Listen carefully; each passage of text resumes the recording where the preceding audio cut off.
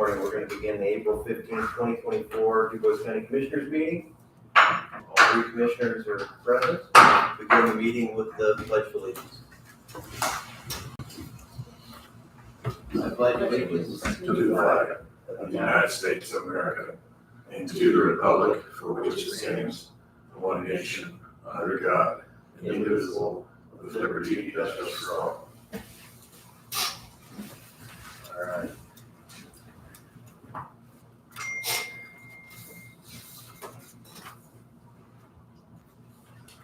Anybody have any changes or concerns about the minutes? None. I'll move that we approve the minutes from the previous meeting. Second. All in favor? Aye. Aye. Motion carries. We had payroll, and I think I just had the question on the two, right, that we just already mentioned. So I think I'm fine with those.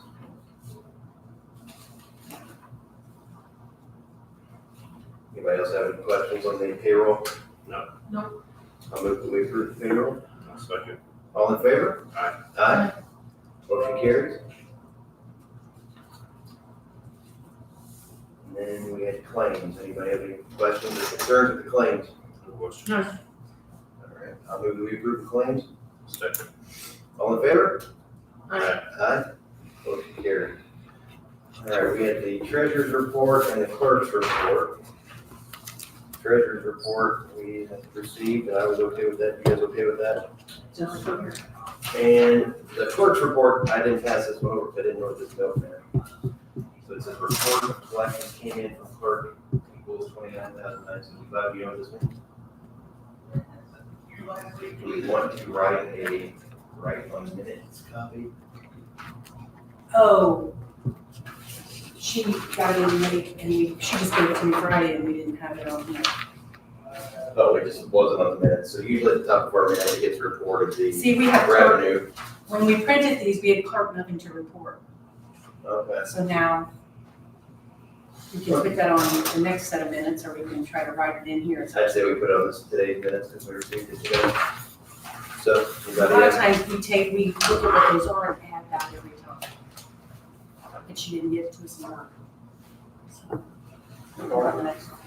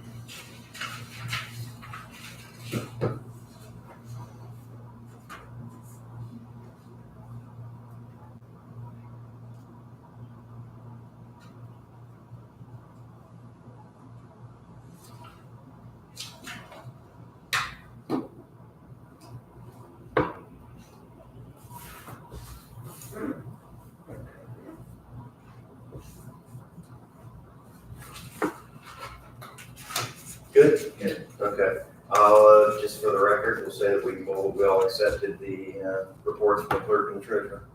Unless somebody has a problem with any of them. Okay. Highway report, Mr. Burke?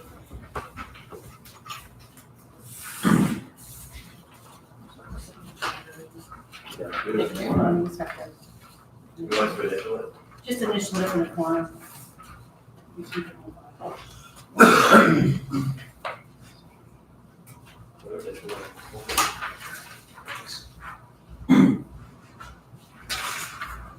Good morning, Steve Burke of the Highway.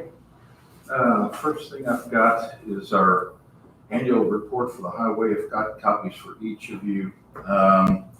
Basically shows the accounting and everything that took place during the past year. And everything in the report matches up with what Sandy has as well. So what I need from you, I think there's two of them that need to be signed. So there's a copy for each of you here. One copy goes to Sandy, and the other copy goes to me. So these are the ones that got to sign. Check these out and we'll sign them.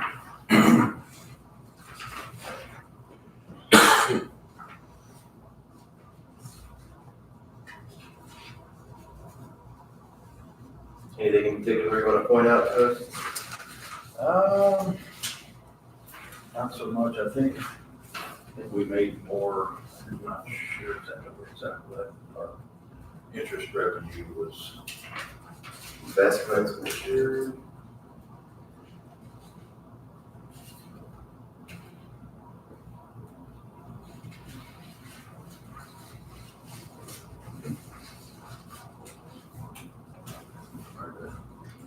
Investments purchased.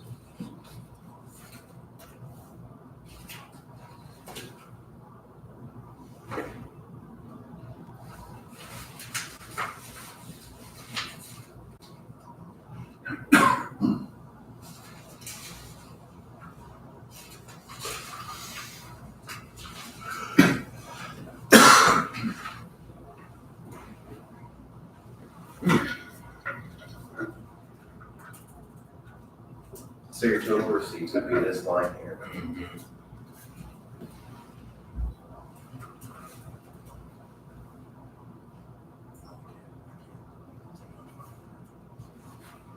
So this line is a little deceptive because it says total receipts $55 million. But Well, that's you have every to- time you buy and It's sell. reinvestment. Every time you use it, you have to report it that way, that's So, in the long run, or the summary, looks like there was $8 million of total funds that came in as receipts.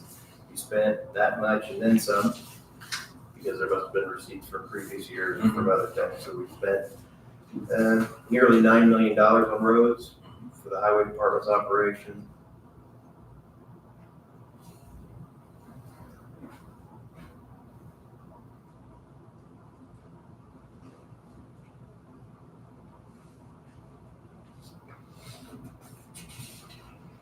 Anybody have any comments or questions for Mr. Byrd?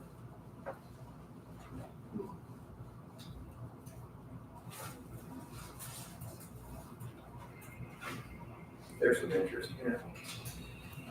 $204,000 of interest. There it is. That helps. Yeah, it does.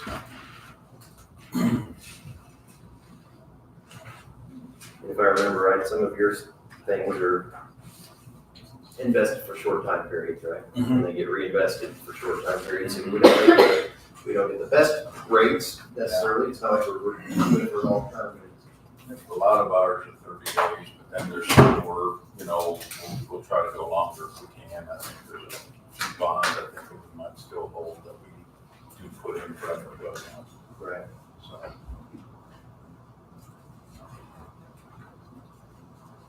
Again, any questions or concerns, anybody? No. Okay, I'll move to the approve accepting the report as it is. A second. Any other discussion? All in favor, say aye. Aye. Aye. Motion carries. We have two copies we need to sign on the back page.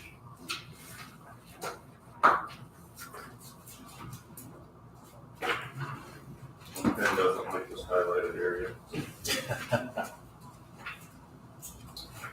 That's right, Mark. Oh, I'm good. Got kind of reloaded after the grenade.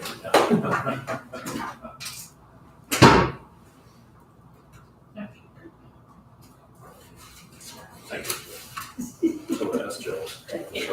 They're great.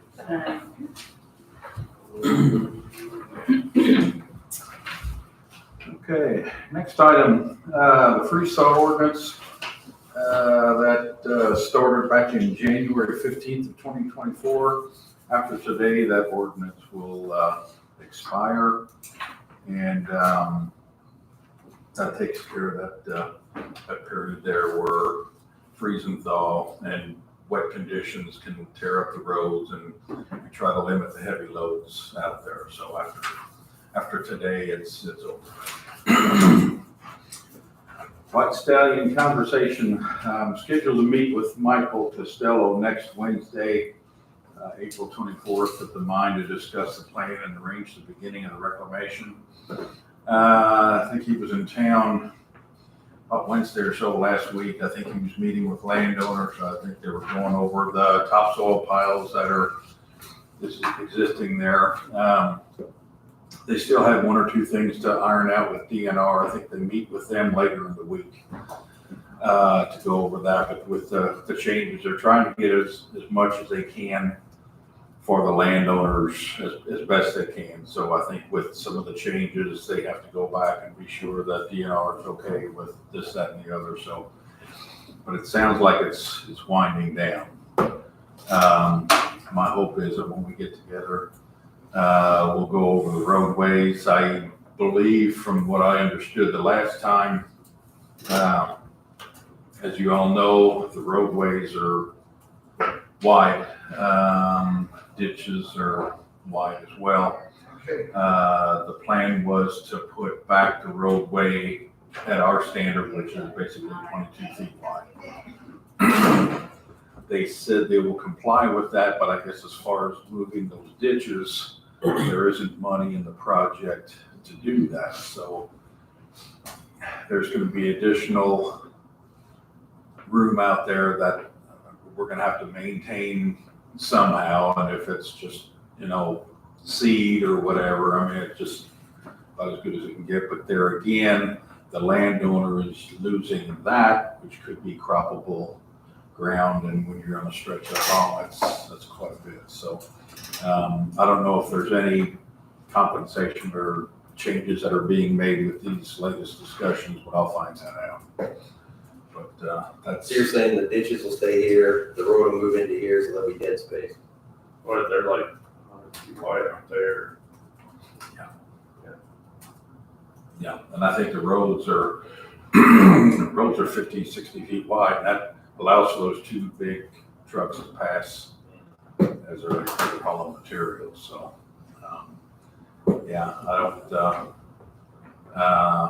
I wasn't too much in favor of that. I know some of the landowners weren't either, but we'll just have to see where everything comes out. So.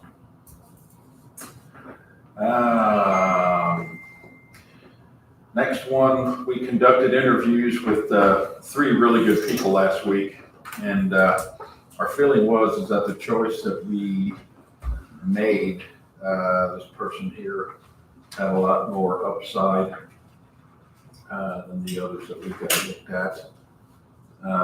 It's my pleasure to recommend the hiring of Dakota Hackman, provided he passes the pre-employment screening. We'll notify him today. If you were all good with it as well, here is the oops.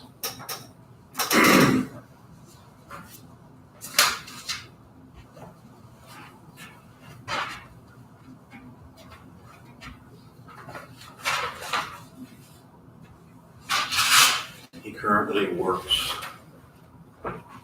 at a coal mine. He has a lot of, he has a Class A CDL, Nice. so there won't be any training there. He's got a lot of equipment experience on different pieces of equipment, so we're hiring him for a driver right now. I can see within a couple of years there's a potential of losing an operator to retirement, so this is one person that can step right in, and we'd have a good quality operator to fill that spot as well. So there, like I said, there's a lot of upside with this one. And good personality. So. I would agree. I sat in on the interviews and he interviewed very well. I think he'd be a valuable member of the team out there.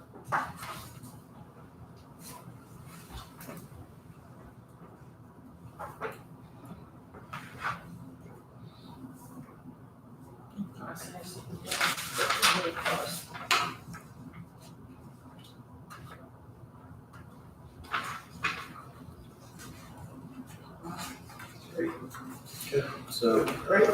I'll agree with the recommendation and Mr. Hostetter.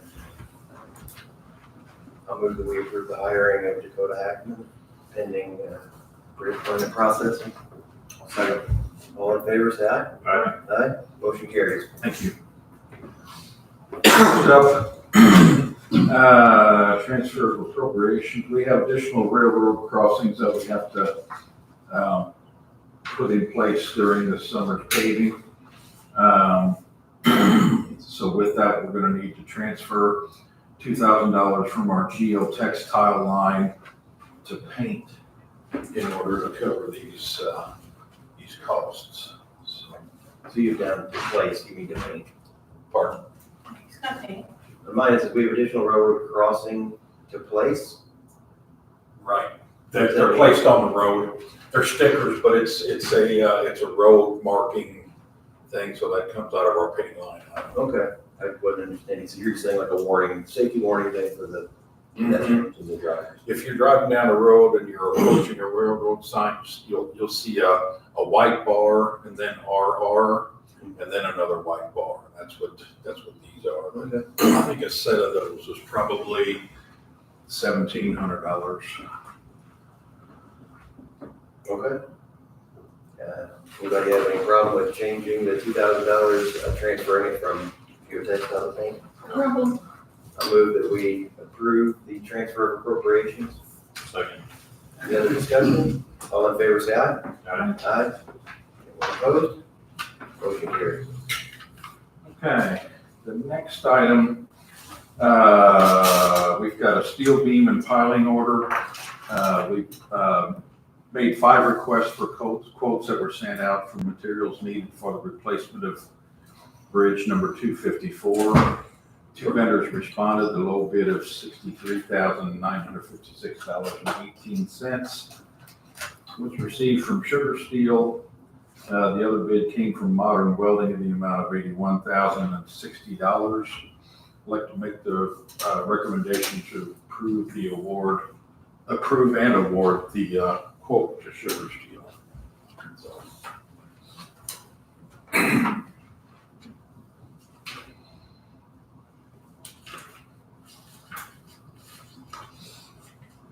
We use this one of these before. Other times they have a more affordable purchase. Sweeter deals. Sugar steel.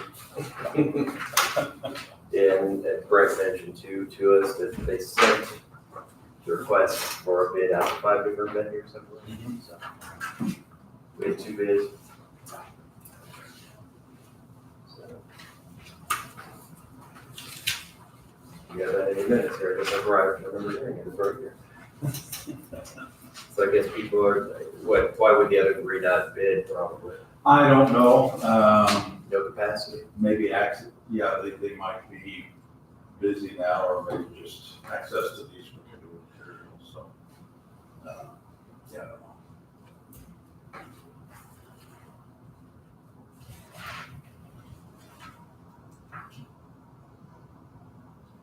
I'll move that we approve the award of the order to Sugar Steel. Second. Any other discussion? All in favor, say aye. Aye. Anyone opposed? Motion carries. I did have one other thing. This was in reference to your email. Okay.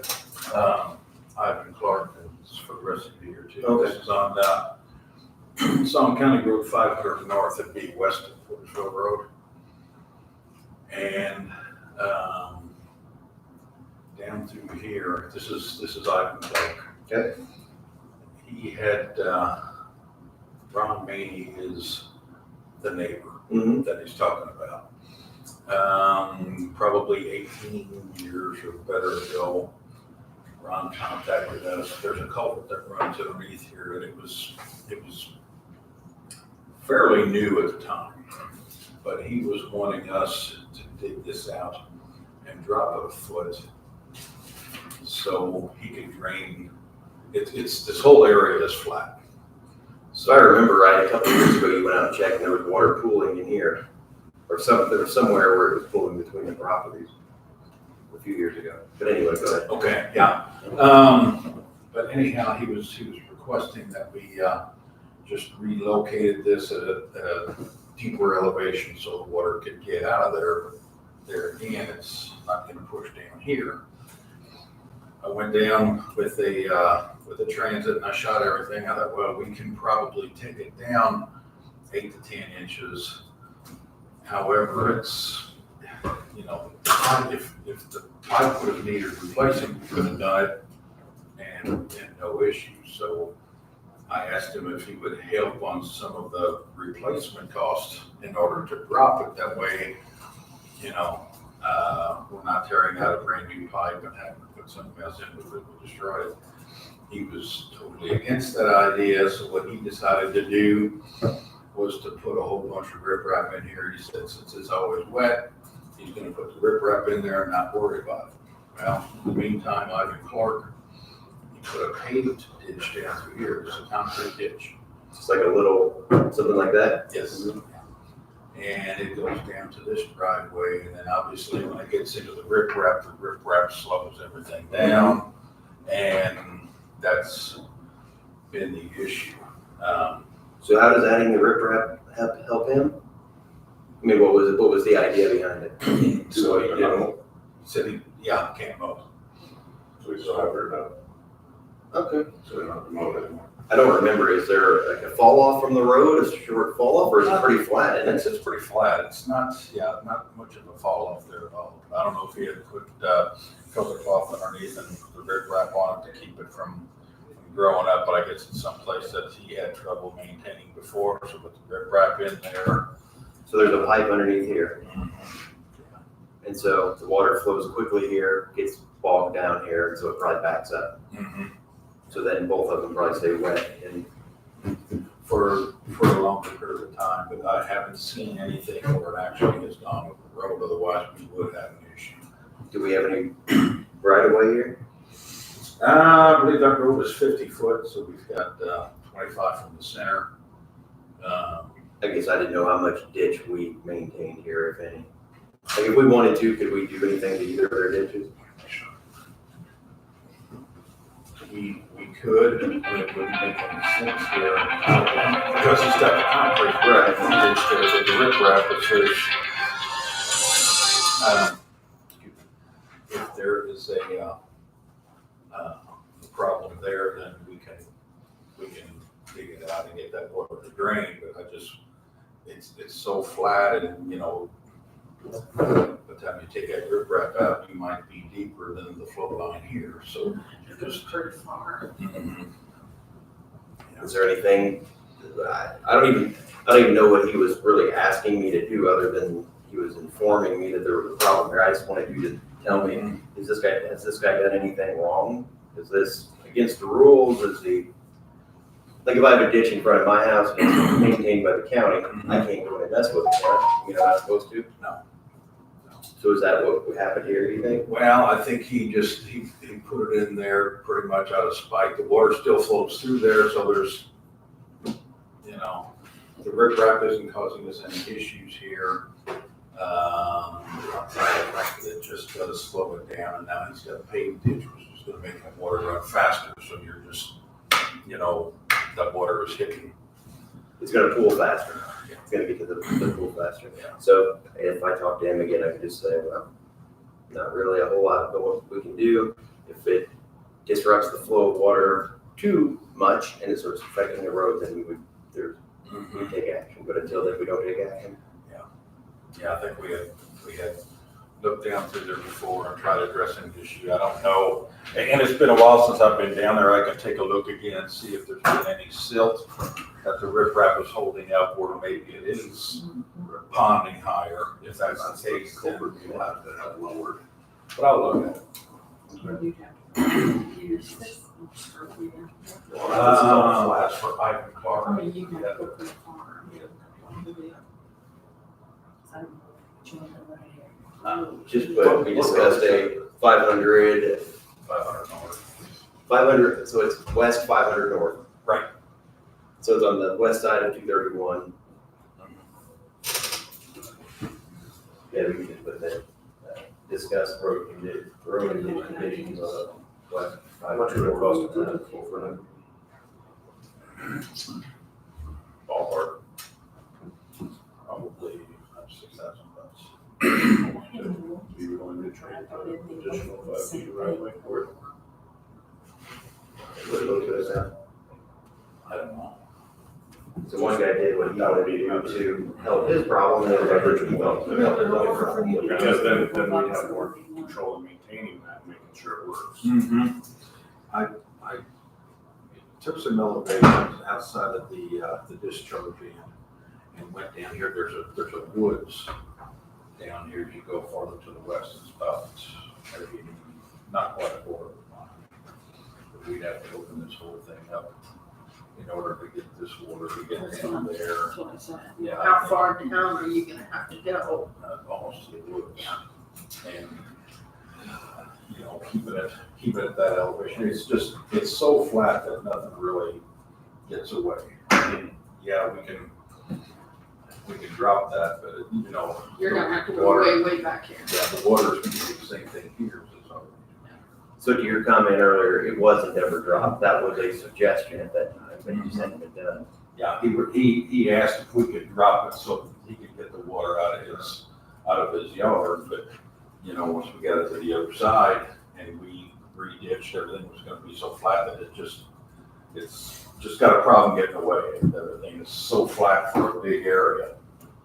And if you do something like that, you have to consider the end point too, right? So, I mean, it may get more water to somebody else faster, so it just kind of moves the problem down the road possibly. Yeah, the problem that we're having here, if we drop this and clean this out, the problem we're having here just moves down here. So, So I said, you're gonna have to go way, way down. I mean, short of there being a reservoir down at the end of this thing, which there isn't. So you really can't defer the water anyplace else. I mean, that's just, it's so big. I think a lot of that, I think, is sandy, so I don't know that it stays really long. It'd be in Madison. That's in Madison, yeah. Oh, no, I'm sorry, that's Boone. 500 north. Yeah, because Jasper Boone, That would be good. That'd be Boone. sorry about that. Yeah, 400 north, I think, is a township line. You're right. That's our subdivision. Okay, well, can I keep that, and then it'll just be a reminder, I'll reach out to him, and I'll say, I'll double check, what would you like to happen, and what would, I'll just see if I can get any more information. Okay. And I can swing by there too, like I say, if that riprap has caused a lot of sediment, where it's starting to fill up, and it looks like maybe 6 inches should come out because it's just not getting anywhere, then we'll need to talk with Clark and have to do something, and that will involve digging out his riprap, which he paid for, so that'll. I mean, that would make sense, right? If it's Mhm. been that way for a couple of years, it's gonna fill with leaves and dirt and rock, and it'll slow down a little bit more every year until it's full. So, yeah, I'll check that out, but if you talk to him, maybe just touch base with me. That would, And that's all I've got. thank you. Thank you. Thanks, Steve.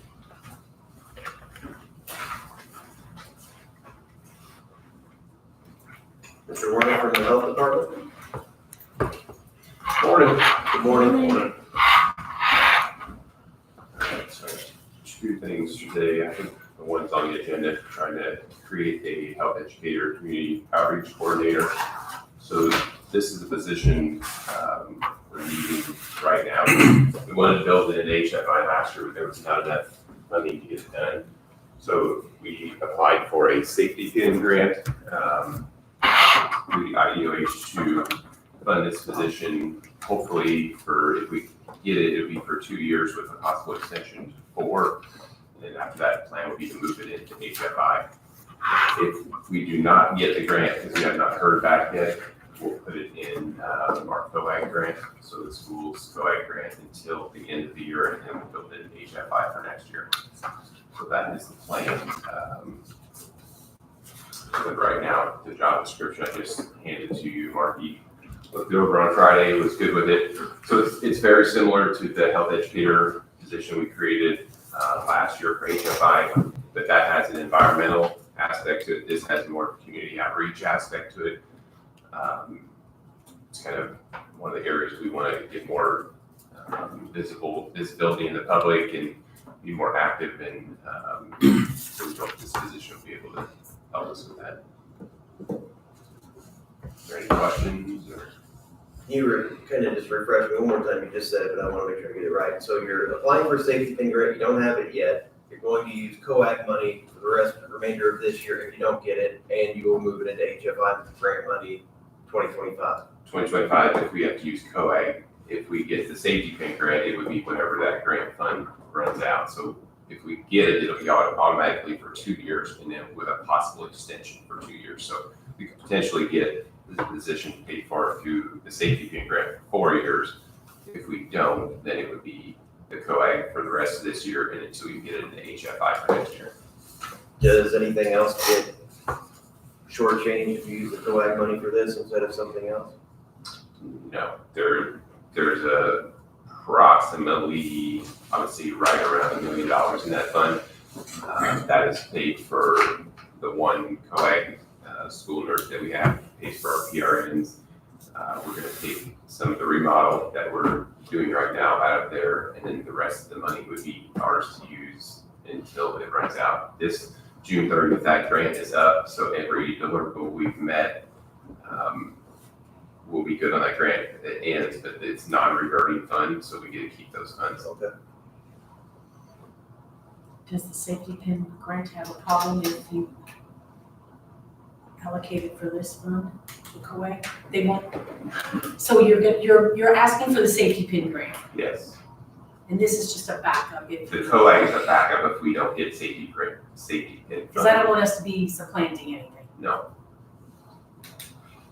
The position hopefully will be created pending my board approval tonight. So I'll have to get, normally we get board approval first, then come to you guys, but since I have a board meeting tonight, I send them an email, say I'll get pending approval from you guys, pending their approval tonight. But no, it's basically, if we get the safety pin, it's going to be paid for out of that. If not, then we just didn't get it and it'll be in the COAG. So there's really no supplanting it. I've never had it before. That's what I want to. Yeah. Mr. Rhodes, any comments on No, I appreciate Sean being upfront with us. He gave us everything we needed. We got the formal job description made, so I think process went good. We're ready. When do you think you'll hear? I know it's any time now. Well, the safety pin grant starts May 1st. So I would think it would be any day now. I thought I would have heard by now, but we sent an email last week and they're still in review. When you mean starts, that means the money should be here and we could use it. Well, the beginning of the grant period, but we know very well that sometimes it won't come right away. Yeah. So as soon as I get approval from the board tonight and hopefully you guys today, I can get Marky to start posting it. So I have funding either way. I just, Is that one of those that has to be posted for 30 days like your Not such as- HFI money? it's not HFI, so it wouldn't need to be posted for 30 days. I know that's one of the requirements for HFI money. Yeah, it wouldn't require that. What kind of job is it? What? Trying to think. Pack three. Category. Yeah. Pack 3, it's on the job description. So it'd be the same as our health educator. I would say it would pay the same exact salary. Do you think that salary is sufficient to fill the need probably, or no? You think it'd be all right? Yep. Okay. Any questions from Commissioner Stefan? No, so it's the same as. the Commissioner health educator. Hostetler? No. Pack 3? It's Pack 3, yeah. I guess I'm okay with it. I would say as long as there's grant funds to pay for it, there's not much to And will the grant funds also pay for the benefits and? I've got it all built in. I'll say, I'll make a motion that we approve the new health educator position that has been presented to us to last until such time that the grant funds run out. So, Any other discussion? No. All in favor, say aye. Aye. Aye. Motion carries. all right, then one other quick thing, so our pre-3 program has taken off and we're having more of a need. So we've actually moved, not really moved, but one of our nurses is helping out to get trained, to help alleviate some of that burden on the other nurse. So she's starting to pick up some patients doing home visits. So normally when we send individuals out into people's homes, it's generally a little higher risk. We get them a cell phone. So I need to ask Dave for approval to get her a county cell phone so she would be able to have that safety when she does those home visits and then have a number to share with her patients. I don't think it's right for nurses to have to give them their personal cell phone numbers. So I'm asking for another cell phone in a plan today for a pre-3 nurse that's training in to cross-train and hopefully move into that program. So the original plan was to have a single staff member, a single nurse doing it. Now you're having to have two because of the. Well, the plan was always in the beginning to get 2 people trained in it. Katie Schnauz, the one that is training to do it now, she was on maternity leave last year. So she's actually starting to move into that role and train under Mariah. So, I mean, if Mariah leaves, then I have no program anymore because she's the lead nurse, so I almost have to have somebody cross-trained to do that. So Katie is kind of accepting that role right now. And she's picking up patients and, like I said, doing home visits, and I don't feel comfortable sending her into individuals' homes without a cell phone. But I guess it's gonna be permanent, it's gonna be 2 people. So when if she goes back to doing her job that she had before pre-3, the phone will go to whoever the new person is. If they're, or Yes, yeah, there'll be two people doing that all the time. And she's already transitioned into that 2 days a week. Thursdays and Fridays, she's doing 3-3, and then the other 3 days she's doing other immunizations nursing. So. Any thoughts from the board? I'm fine with it. Do you have funding to take care of that too? Yes. Okay, well, I guess Sandy, do you have any thoughts? Nothing we need to consider? I'll move that we approve the additional cell phone plan for the second staff member for the 3-3 program. So, All in favor of the motion, say aye. Aye. Aye. Motion carries. Anything else? That's all I got, unless you have anything for me. You need this back for I know. tonight's meeting. I mean, I can take it if you don't want it. I do know for tonight's meeting. Oh, I Sandy would like to do that. You want this? Comes back around. All right, have a great day. All right, thank you. Thank you.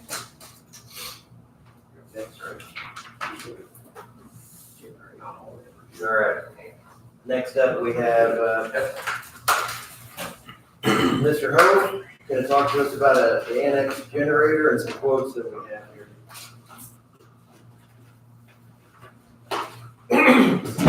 I gave you guys 3 quotes for the generator. And they all got 10-year warranty. But then in the meantime, when I finally, after a year's time, this company finally got back to me to fix the old one. They finally got the parts. They finally got the parts that came in, so now here we are. So do we spend $2,000 to fix a 14-year-old generator, or do we buy a new one for roughly $9,000? I know nothing of the lifespan of a generator. 14 seems old. Is it old?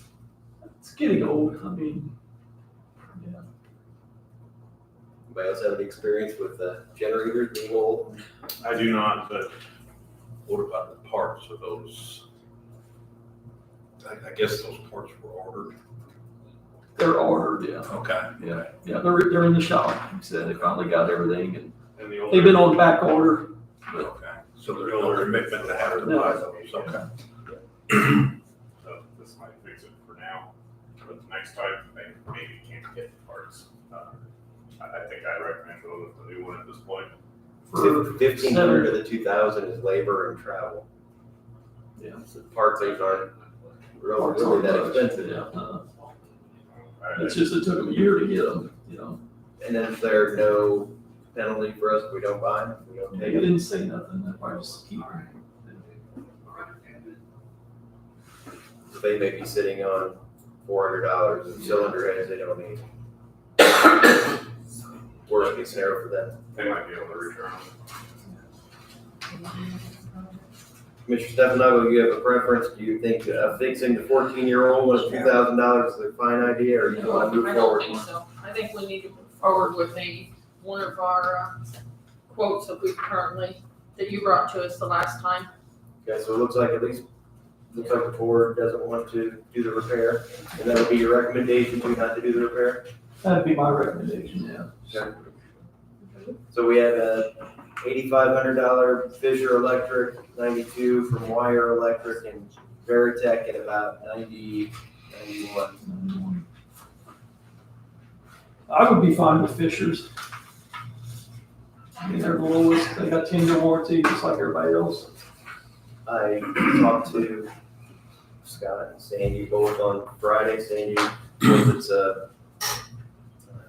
necessary, because I think it helps keep our phone system and our computers and things running. At least, do we think it just powers, if the power goes out, it'll keep this building going? It won't keep the whole building. No, I mean, It's those, stuff downstairs. It's mainly for Tammy's room, and she's moving out. And then it's the backup server and the That's where our equipment is located, so. phone. so if the backup server doesn't have power, then what happens? That is our internet, our phones are all down there. So the internet and the phones that are here helps. They come in here and they go across the fiber. Okay. And if we move another office But into, if you're down without power, you're not gonna have, no computers or lights or anything anyways. Your computer ain't gonna turn on. None of the This building, building is on a different circuit than that building. yes.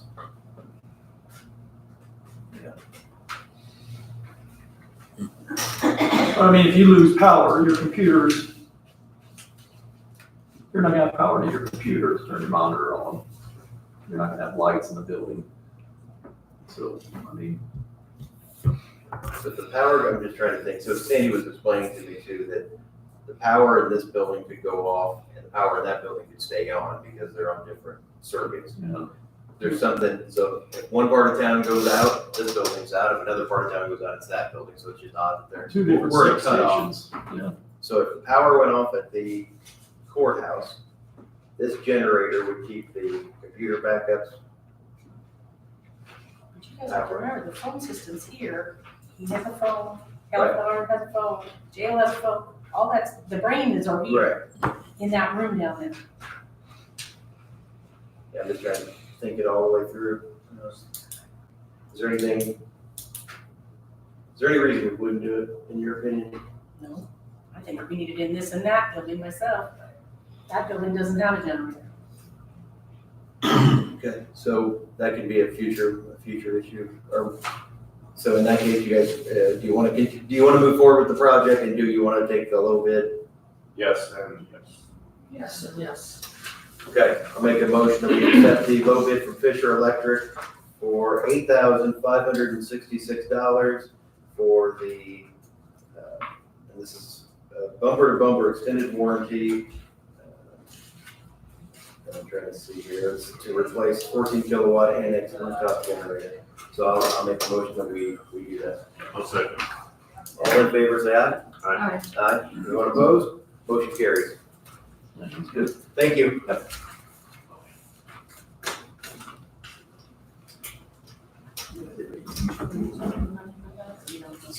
I think that's what Mike said yesterday. I think Friday he said he wants to use that for anything we can.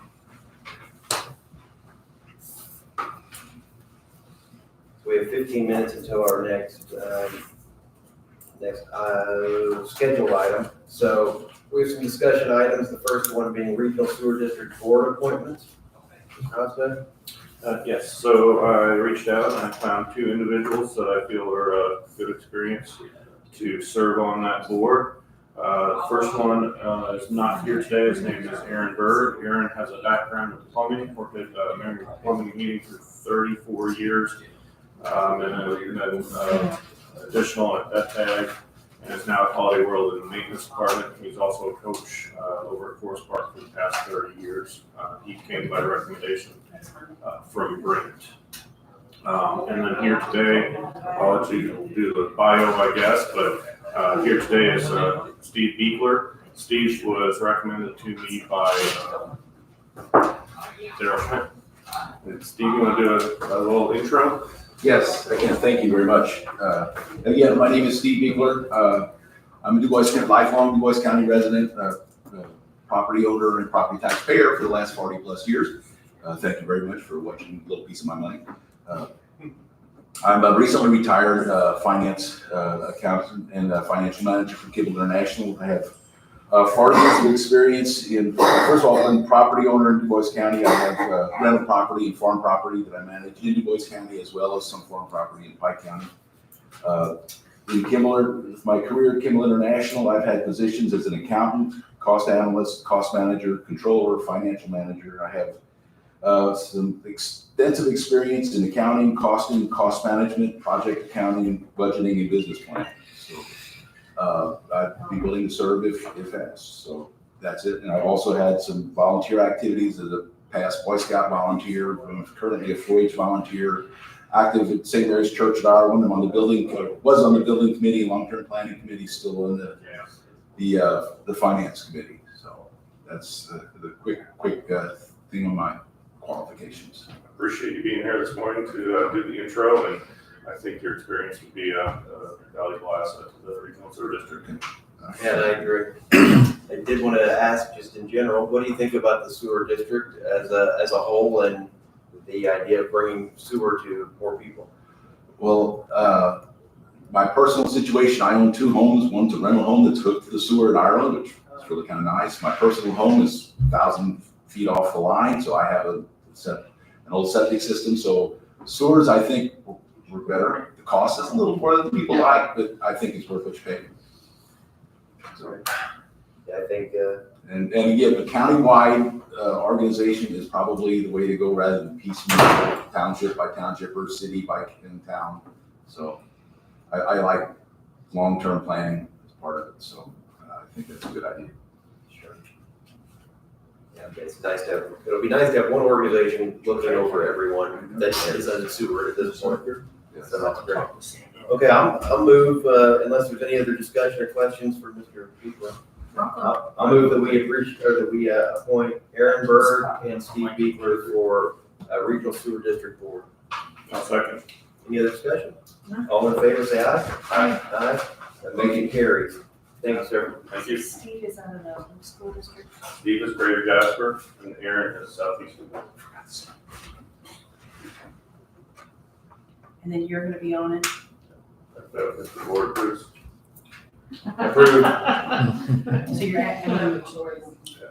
Yeah, okay, let's go ahead and let's formalize it, I guess. I'll move that Commissioner Hostetter serve as the Commissioner's representative on the Regional Sewer District. Second. Any other discussion? All in favor, say aye. Aye. Aye, motion carries. I do. Excuse me. On my screen. Okay, on another item here, we still have a few minutes till the next item. What should we talk about? Let's talk about property maintenance ordinance. So you sent an email out earlier, and I tried clicking on it, and it says that their certificate's expired, and that's it. I think that's why I wouldn't let me save it. So here's a printout of it. The main thing that I took from it, there's a lot more here that could be taken from it. But the main thing was approved fence materials. All right, let's see this. All fences shall meet the following requirements: brick, wrought iron, vinyl, chain link, which requires top dressing. That makes sense. No fence shall be constructed of used or discarded materials that are in disrepair. Pallets, tree trunks, trash, junk, other similar items, or other items that aren't specifically manufactured for fencing. You can't pile up shingles. You can't Junk and solid fence. Yeah, right. Ag or farm fences shall only be permitted in ag zones. Residential front yard fences shall be 50% open, see-through. Well, and granted, this is a fencing ordinance, I'm not suggesting we do a fence ordinance so much as maybe just this line that, number 2 here, that it shouldn't be constructed of junk. Sure. Because I feel like in some areas where we have used a property maintenance ordinance, people build a junky fence that doesn't improve anything. They just put a Band-Aid over the eyesore with a different but approved eyesore. So, Again, when people meet the minimum standard, it's sometimes still not what the intention is. right, so I think that could help us as far as, meeting that minimum standard, just raise the standard just a little bit. Thoughts on that? Oh, I agree, I totally agree. Okay. A Band-Aid of some sort. Make sure it's sufficient. So, Mr. Sheriff, we wanted to do an ordinance revision. Would we just, like, let's say that was the only single thing that we wanted to change, and we said, we want our fencing materials now to be made of vinyl, brick, whatever, those couple things. Would the ordinance just say this and say it is, and it Because supersedes the previous the way I ordinance? look at it is, once we did that codification of ordinance, we can go in and simply amend that section solely, and the rest would remain unchanged. We've done that with some other ordinances in the past couple of years also, but yes, if it's simply adding that language to the coverings section, I think is probably where it's at, for the junk ordinance, that we would just add that either as a definition, see if it needs to be in the definition and also in the actual ordinance section. I don't know if I'm still not following. So would there be a new ordinance that's called 2024-05, and it would have everything else exactly the same, and No. that change? I would do it where it's 2020, whatever you said, and then it's an ordinance amending 2019-01, and then it'll state the following is added or the following is deleted and this is in its place. The remainder of the ordinance not changed hereby remain in full force and effect. So the new one would say section 2 Yes, dash 2 correct, is now repealed and it's this. correct. As an example, we did that when the ARPA funds kept kind of changing around. We said, this is still good, our exhibit has changed, now it looks like this. Does that make it challenging for someone that wants to go find it if we have it in 2 different places as a completely new ordinance? Notes it on there. So, no. I don't know that it would, because when we update it online, it's all in the same place. If somebody actually comes into the auditor's office to view it, okay, it's going to cross-reference back to 2019-01. So with the state code, you would go in and it would show things that were stricken, and then it would have the date that was done, and it'll have the new thing there. Correct. When they pass this, when they have the acts. Here's what it used to say, here's what it says now. In this instance, I assume it would just be new language, not the deletion of anything. Well, what does it currently say? Let's find out what that currently says about fencing. Weeds, abandoned junk.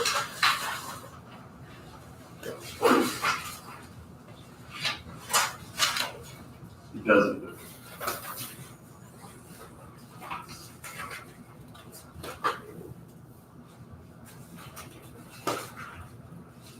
It does not define fences. I think it would be in the section that talks about which is visible. Correct. It shows up, I think, 3 times the word fence. In section 2, part 2, it says those which are screened, so this would be if you had a vehicle that was inoperable, for example, if it was screened by natural objects, plantings, fences, or other appropriate means so as not to be visible. So that part there where it says appropriate means, we would just define that further. Right, and we have a definition section, I believe, in the beginning where we define what is junk, what is the vehicle. We can also define what is the fence. And then fence also shows up in section 4 with abandoned junk vehicles. Similar language about within a fenced area which blocks the vehicle from being visible, that's also junk too. And where's the next one? Is that 4.5.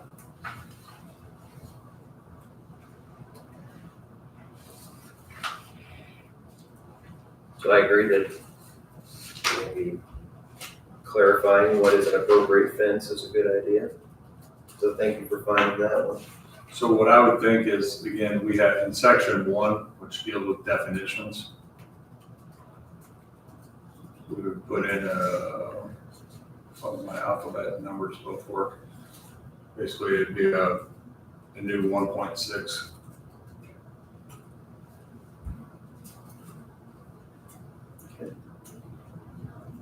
Or possibly a 1.55 or something like that. Because there's a lot of definitions here. Those would all been technically changed. Or we insert it as 1.24 and it's just not alphabetical in order.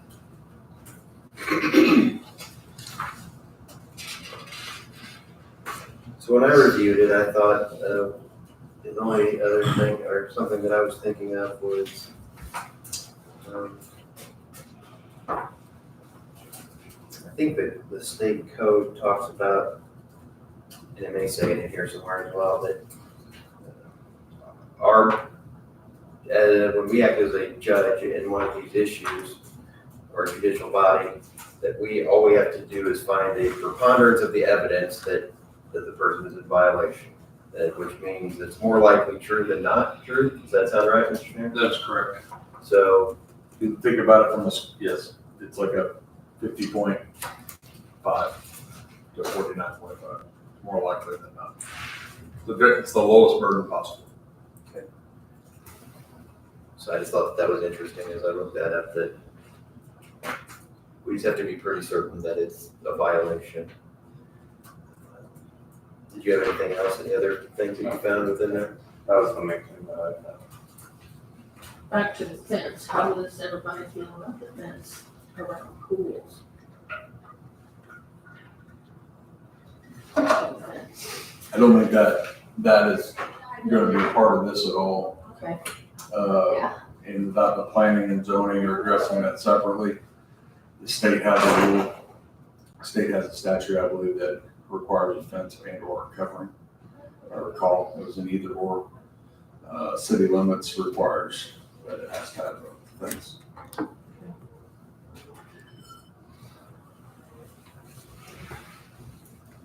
So one of them, as I was reviewing this again too, that I found, just reminded me that it says, nothing in this ordinance shall be deemed to apply to county-owned or operated recycling or state licensed salvage operations, because we occasionally get complaints on somebody that has a bunch of vehicles out front of their place, but if they're a licensed salvage operation, then they're allowed to store things in a certain way. And recycling places sometimes have piles of junk because that's the nature of their business, and that there's nothing in the ordinance that we can do about that. I did think about that too, and I wondered, as far as the state license goes, is their location or their license portable? Could I acquire a state license and then acquire the property right next to yours and move my junkyard next to yours, next to your home or property? I would say in an unzoned area we could, right? I mean, is that your Yeah, I wasn't sure. guess? That was kind of. I don't know what the portability of a license is. Typically, if you get a license or something to do business in an area, then you'd have to do it, I would think, a reapplication or to move it into a different location. But again, within the unincorporated areas of the county, there's nothing that would stop them from doing that. Right. My only experience with that would be with the alcohol license. And Correct. mine was only for that one location, and yet it provided drawing, and it meet their standards, and it wasn't portable without going through other steps. So let's readdress this here in a little while. We have a 9 o'clock agenda item, so we'll deal with that. We'll come back to the review of the ordinance. So it's 9 o'clock. We have a parcelization exemption question. David Merkel has a question or comment. David, in attendance?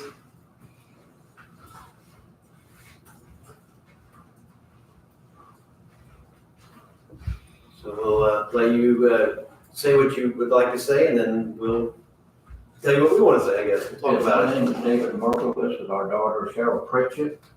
Owned about 20 acres, plus or minus, out there on County Road 1100 East. She's wanting to build a house on our property up there. So she's close to us, so she can take care of her parents in case we're not able to do so or whatever. But I've got a problem where I want to ask about the ordinance or the right of way that she has to get back to her house. Her house is about 800 foot off the road where she wants to build. And I was under the impression that you need a driveway and a right of way 60 foot wide to get back to her house. There's only going to be one house besides ours on this property. So I wonder why we need that much right of way to get back there. All we need is enough so we can get utilities back there, electric and water. To it. I'm just bringing up a picture so the board can see where you're located. I think Matt has a picture here of it. You're welcome to approach and share it if you like.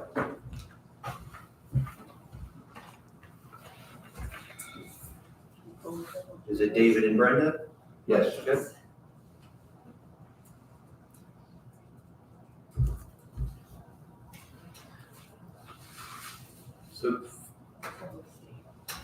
So guys, I can give you a little bit of background from it.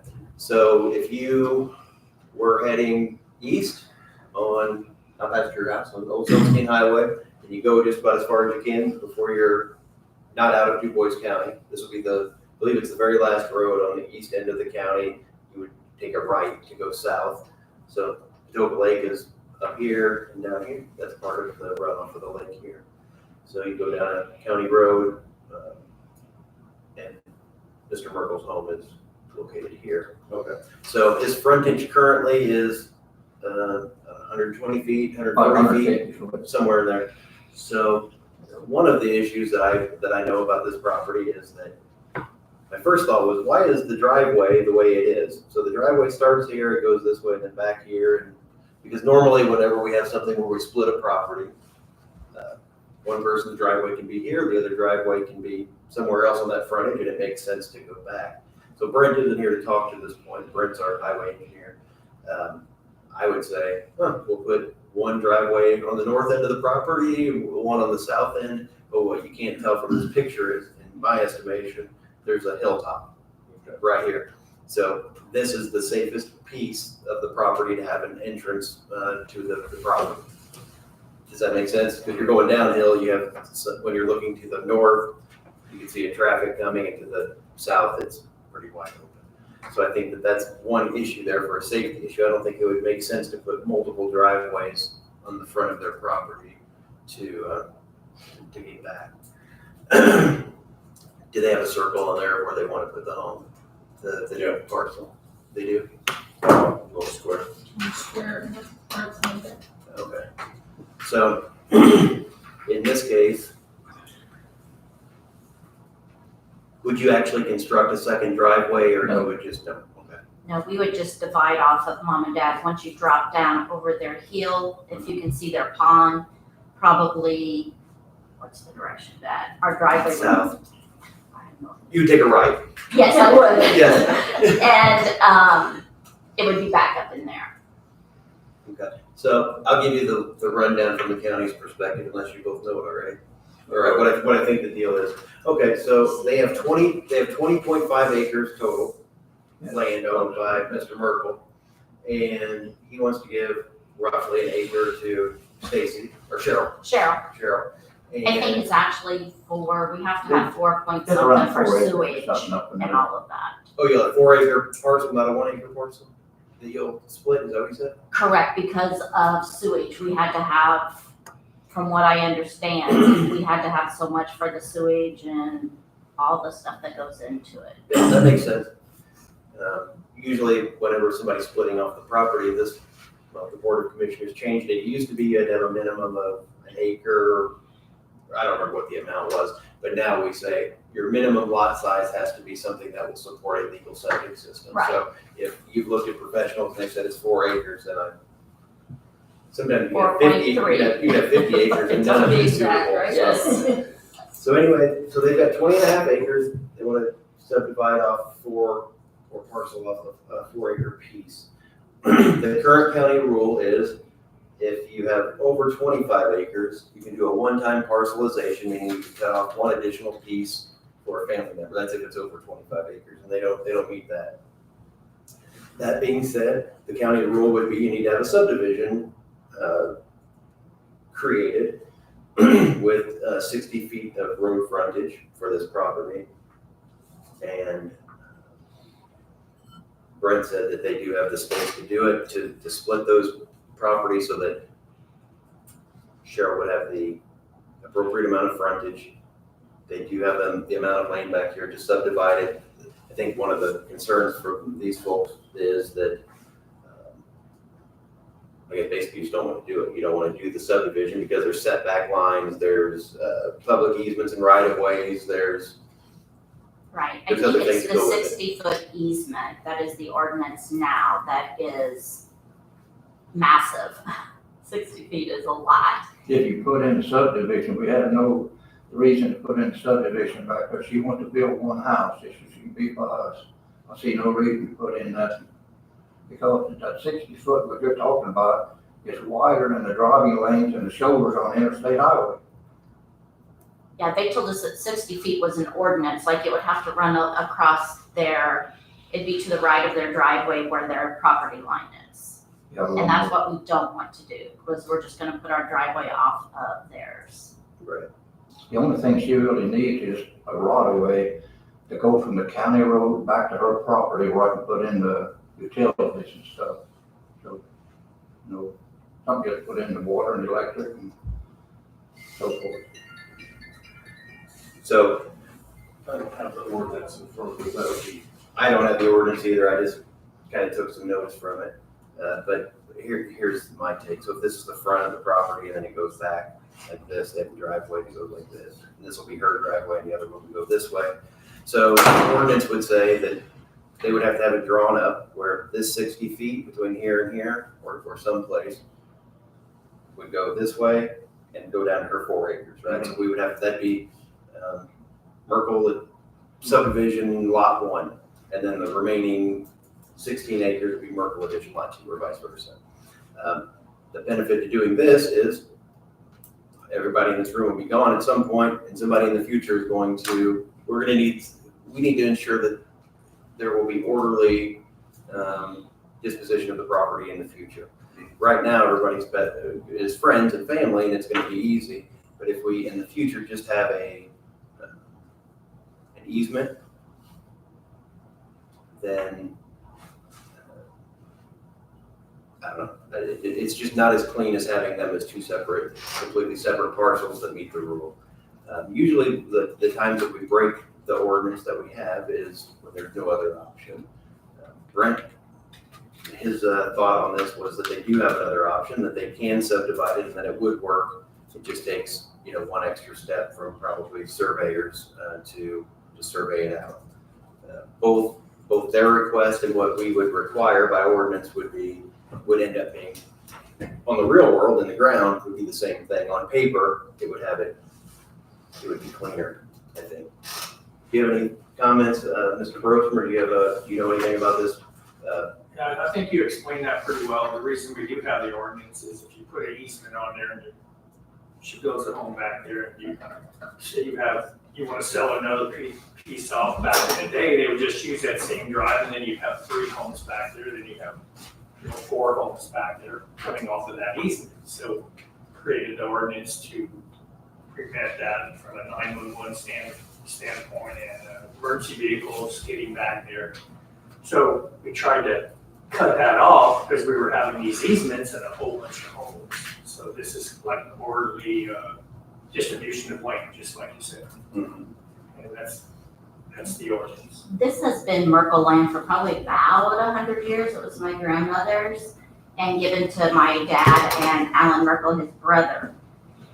The only reason any other building is being built on this property, my mother has stage 4 cancer, and I currently reside in Vanderburgh County, and I want to be closer. I don't know if you guys have ever seen my parents' property. It is like absolutely gorgeous. It is beautiful. And there will be no other houses up there except for mine and his. It's going to be Merkle land for as long as the last grandchild, who is 18, moves on. I don't foresee it ever being sold to any outsider outside of our immediate Merkle family. So the whole point is just so I can be there so mom and dad can age in place. Right. The Christic and East property, is that a family member? No, So was that, That's the one behind. no, they that's the one to the south? sold that to, Selma Brosmer. that's been years. Right, so there again, speaking of, this is family property, it's really important, we've already had it chopped off. You know, so people change their I see your opinions when they point. want, I do. money, when they want whatever. Situations change. Right, so it's. And I do understand that. So I was gonna say, this property is already, one of the things that we're talking about now at that point, if we didn't, I guess what I'm saying is it's already, it's not like it's been one big contiguous piece that's gonna stay that way forever, nothing stays that way forever. I live on a piece of property that was part of a big farm and that family had it forever too, and it just, you know, when things change and people pass, But when things like your change, need none of us may, will be here. like when your parents pass, you may say, you know, I want to move back to Vanderburgh County, you won't have any use for it, then there'll be two houses on this parcel that may not have been designed properly. So I try to say, I understand where you're coming from, but I also want to make sure that we make good decisions for the long term for DuBois County people. Okay, does it have to be 60 feet? I think that is Dad's concern, 60 feet. That's what we were told, is a 60 feet easement. That's gigantic. So my, It's 60 foot of the right of way, so basically you have 150 foot of road frontage currently.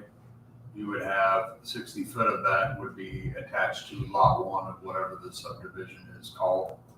That would then run back to the house that you anticipate building. Mr. Grossman, would you approach, and then Mr. Schneider, and then Mr. Merkel, if you want to come up too? It's really not a 60-foot easement, it's a 60-foot strip that would go with your lot. Okay, that's not the way it was explained to us. Yeah, if you guys want to come up, let's look at this. I want to make sure that we all have a, come on up, please. So it looks like here that, I'm just gonna put an S on your property. Sure. So yours would be in this corner, correct? Correct. This is the county road runs, this is north. The existing home is here, so I'm gonna put a D here for, yeah. Mr. Merkel. So I think what'll happen is the county doesn't take any of your property. On paper, what it'll look like now would be 60 feet, and Mr. Brooks, tell me if this is correct, from here to whatever, this part, this would be drawn off as Merkel First Edition And lot that would be 2. part of your lot. Correct. It wouldn't be an That is easement. part of that 4.3 I Yeah. was talking about. Yes. And then this would be Merkel Lot 2 of the subdivision. This doesn't have to be counted. This doesn't have to be. This- Oh, there's just a single lot Yeah, just subdivision. right. Single lot Okay, so subdivision. nothing changes here. You don't even give any setbacks or any right of way to your property for this parcel. What would happen is from here to here, this now becomes a county right of way, so that if we need to maintain a ditch, any road expansion in the future, anything. Out on the ground, nothing's really gonna change, it's all gonna just be on paper. Right, right. And then between here, so the driveway goes like this somehow, Yeah. right? It goes around the lake and back here. You're gonna split. So in the real world, you're both still gonna share this We driveway. can still use the same ground. Correct. Yes. But what if we ever want to put a little shed there? I mean, that's probably not gonna happen, Can't but then build we nothing can. on that right of way, right? But the right of way's here, Yes. that's it. That's Where it adjoins along the the county county road. This That's 60 the only foot. place you can't do anything is along the county road. Correct. But what Okay, about, that was do we don't have any not our public? understanding. Yeah, that's fine. Is there any public utility or setbacks anywhere else along this border? No. Yeah. Well, You know what I mean? when you plat it, you put a 20-foot easement, like from your property line. You can't do anything within 20 feet of your property line, a building or, Okay, so it's like a setback. sure, no, we understand that, Okay. but But we in the were under real- the impression this had to be like 60 feet. Yeah, Like yeah. away from the property line, not just right here. Oh, That was our understanding. well, that will be a 60-foot strip, but you can do, that's gonna be your land. So we can do whatever we The want only, with it. the only place the county has restriction is along the county. You gotta give that, Okay. you gotta give that 30 feet Yeah. to the county. 30 feet from the center of the road. From the That's center of the what road. I think, Yeah. either we misunderstood it or the way it was explained to us, we didn't understand it. Instead of a square back here for your lot, it's just gonna, your lot's gonna be a nail shape. Okay. Or wherever Grover, and also within their documentation, it would say lot, whatever, lot one now has these rules about it. It has a setback on the frontage. This, then in the future, if this parcel gets sold to somebody else, this parcel remains the same. They would also have documentation that would say this is a shared easement. Is that correct? That's right. That'll be on that document, so if you ever sell this off and then he wants to cut that road off, that won't happen. I see. You know, just to, Highly unlikely the two of you, but again, it'd have to be a mutual, because at this point, this driveway here, you own. Okay, so you gotta give him rights, okay? Shouldn't be a problem. Got it, right. And again, that's why you do it on the front end now, now, because you guys are all on the same page and you're not going to disagree with each other, Correct. okay? But, and I'm not, but when you sell this to me and I come in and I say, nah, you're out of luck, then we get a big legal dispute. So that's one of the goals and the points of doing this type of a subdivision or just this plat is to make sure that what we're accomplishing for you carries past you also. I see what you're saying. The easement, I so do. if you sold it to, so you decide in 20 years that I don't want to live here, I'm gonna move into mom and dad's house, I like, it fits me better. You sell it to me, I won't be able to cut you off access. You have, your rights are maintained and mine are maintained, and that's because we did it on the front end instead of saying, we're sharing it, we get along. Because we've had that happen before where people share and we're gonna get along forever and they hate each Right, other. no, I- And the next thing you know, understand. you put up a cattle guard here and he can't get in, or he decides to put one up here because, and then now you gotta try to traverse this hillside. Okay, so you've got this mutual easement back and forth. So you both on board with that? Yes, I understand So- perfectly. so And do you what feel I- more comfortable with what we're saying, what would be approvable? I believe so, so what you're telling me is just 60 feet off of the county road. Right, you would have, that you wouldn't be able to build anything here, then on paper, you're gonna have public utility easement space between, around the rest of it, but it's, again, it's not, Correct me if in I'm the wrong. real world, That's it, that it right doesn't already exist. exists.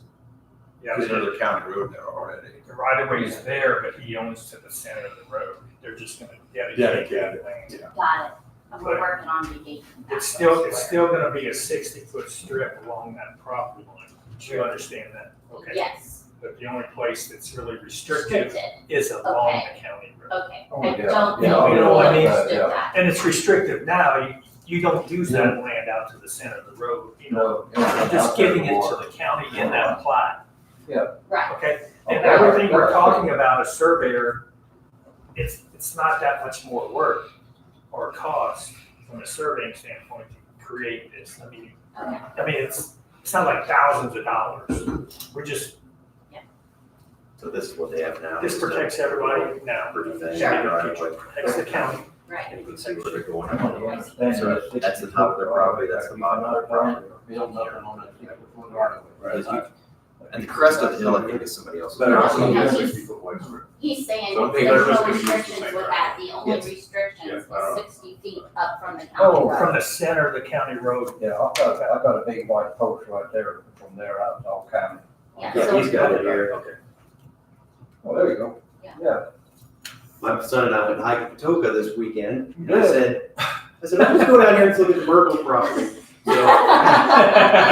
So he has some landscaping and things Okay, in there, okay. for the most part. Yeah. They're not using it, they're mowing it, they're maintaining it very well. And even after this plat is completed, it's still gonna be the same. I get it. I understand now. That was not our understanding initially. Yeah, You the one so, that- you the one that put that, you go hiking back in the woods? Somebody took a picture of a waterfall back there close to the lake. I've seen that years ago, and somebody just put it in the paper a couple of days ago on the phone.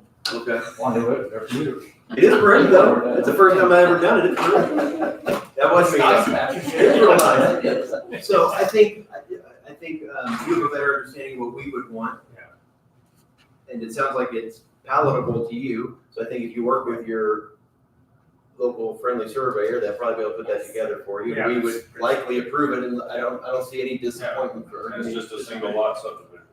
Yeah, that's all it is. All right, Just- I get that. I got one more question. Yes, sir. Paperback. I think Maybe I got a daughter and a son. If we split this up, get half up to one, half up to the other, so she would own half of this here. So we wouldn't have to worry about none of this, would we? If she owned that ground.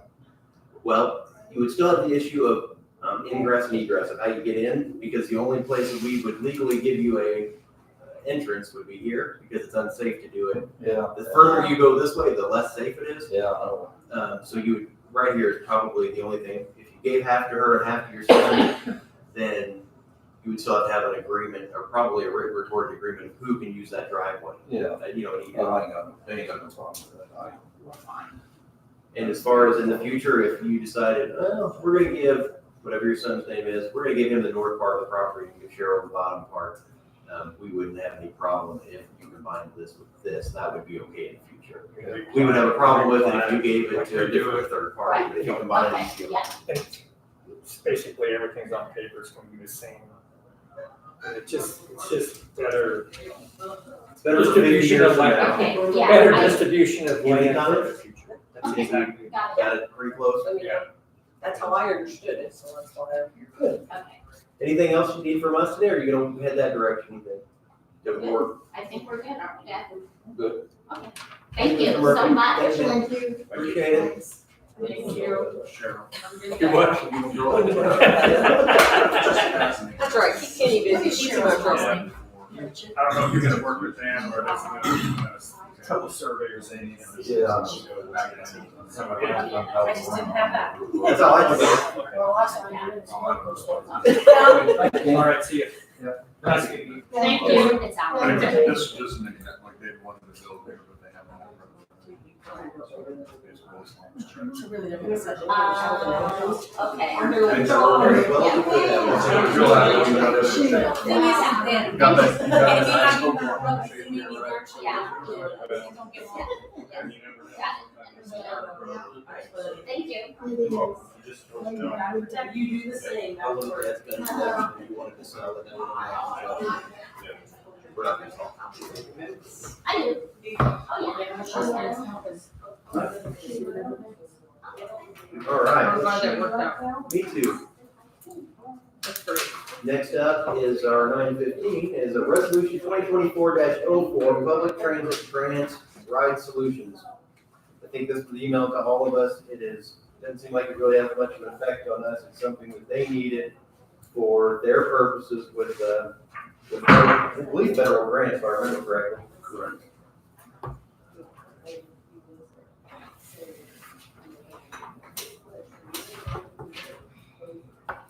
All right, here we go.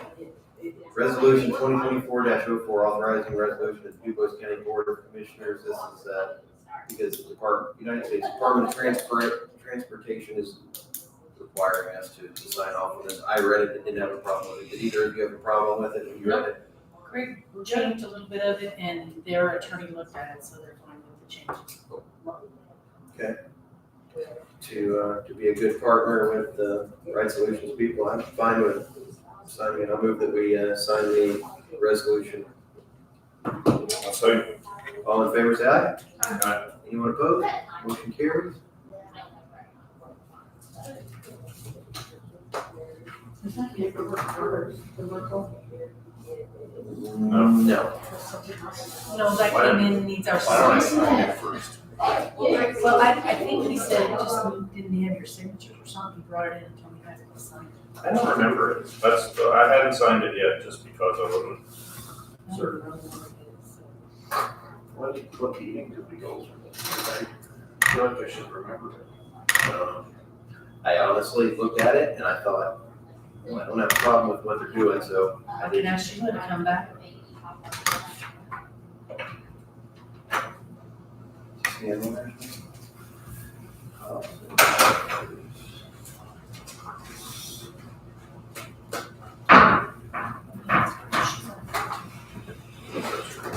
She might be nominal yet. Mr. Schneer, do you remember anything about this one, the Hoffenauer's, Northview subdivision? Okay, I'm gonna try to catch her. If she comes in, tell her I need her back. Bye. We were trying to, this came to us and it said that they needed our signatures, but I don't remember. She knows. He did really remember it. Going through.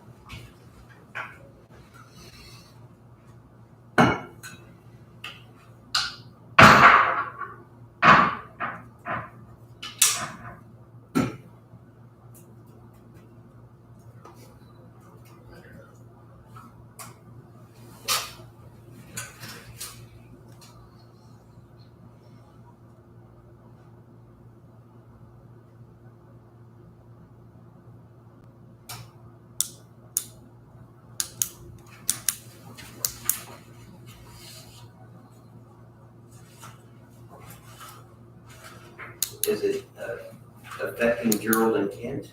Is that who That's it, 0.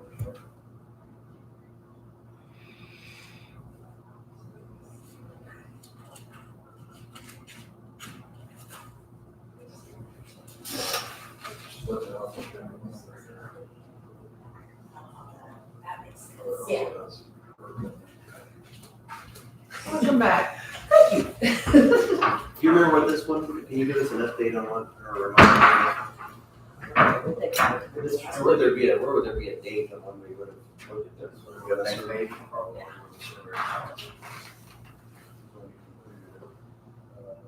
April 8th, Just happened, or you just completed you it. just completed Hey, it. Steve, do you know what this one is? Did Brett maybe approve something as a minor subdivision or something and wouldn't have had to come to us?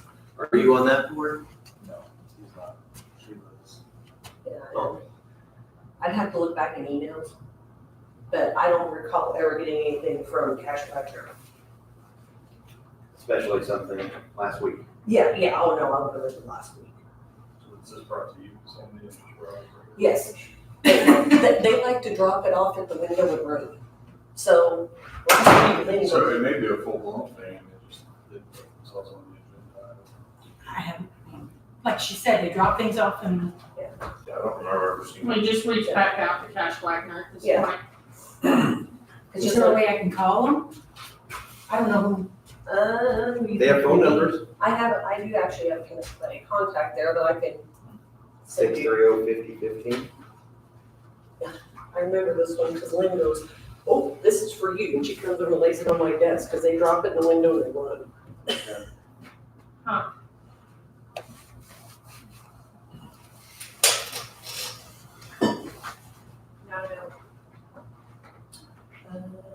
All right, well, I still have rubber band, we'll wrap it up and wait till we hear more, do it in 2 weeks, I guess, unless you hear from me soon. And I sent for the number, but it's out again. It just keeps telling me they're not available.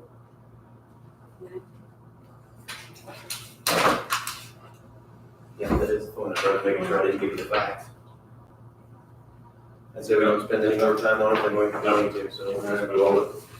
Can you take it back and show me around? And you can like, hey, what is this? Yes, I think that would be, I just like you guys knew about it because when they drop it on my desk, it's normally just needs to come over, so. I would guess Brent might know something about it. Probably Who else so, on there? but I Oh, Kenny. haven't heard anything. I think a lot of these people, they need to do us a courtesy to give us plenty of time to look it over before it's just dropped in our laps and we have to make a decision on it, I think. If you see Ken They Brooks, could all we do a might better know. job of that. Otherwise, Is it Brian? Might want to put Oh, it wait, right yeah, I there mean, here you're on the too, board, but- so you would know just as well as. he Yeah, would. but like I said, I don't remember anything. Normally it's Trimark or Rosewood, not Cash Wagner. So, I'll find out. Okay, thank you. I'll go where, we do the regional. Do they Thank fire you. like this one says? Your appointment, this says 131/27 to 1/27 to 131/31. You know anything about the lengths of the appointments? I do not recall.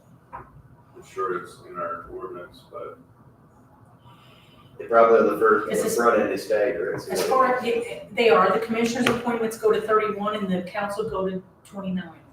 Those are long appointments. Yeah, that doesn't sound right though. Like, I can't imagine an appointment going past 4 years. So I didn't know if Do you you want wanted to to. take a picture of that and send it to Heath and see if it was right or would they know? We can do that. Yeah, I would ask Keith about it. I just want to put the right expiration date on it.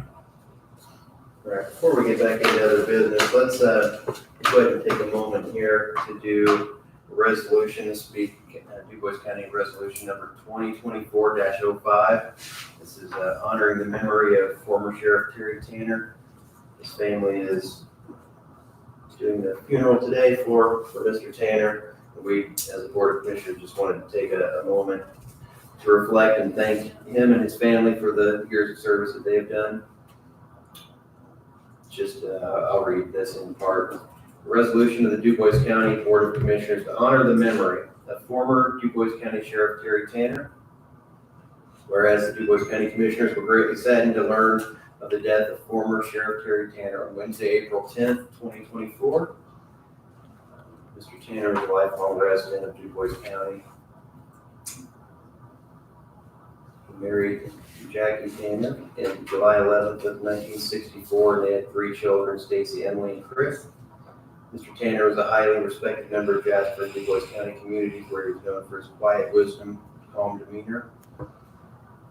Whereas the DuBois County Commissioners acknowledge the dedication of Mr. Tanner and several in his family to law enforcement, joining the DuBois County Sheriff's Department in 1975, serving as a chief deputy for 12 years, being elected county sheriff in November of 1990, serving for 2 terms.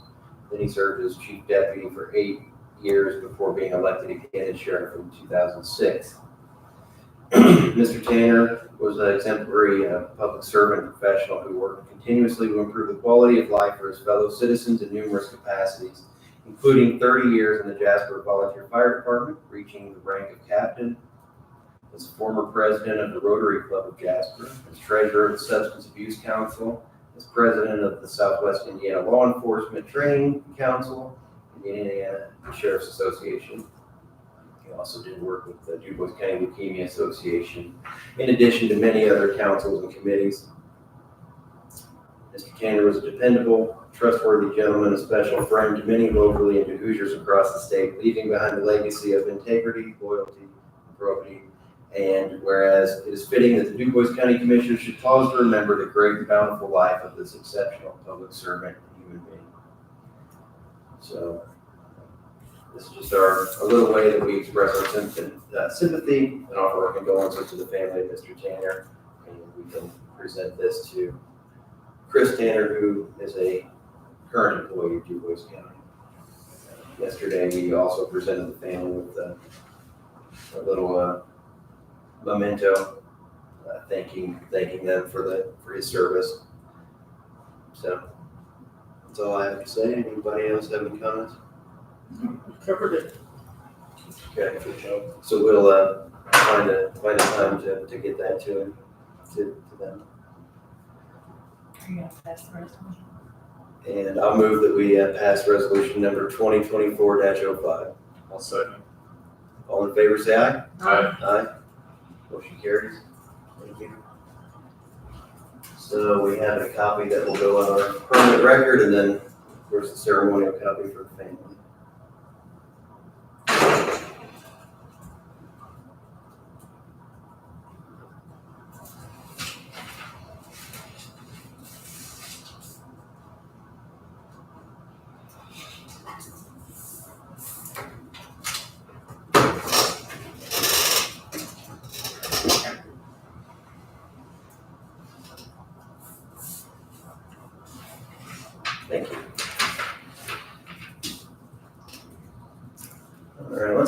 property maintenance ordinance, we started there earlier.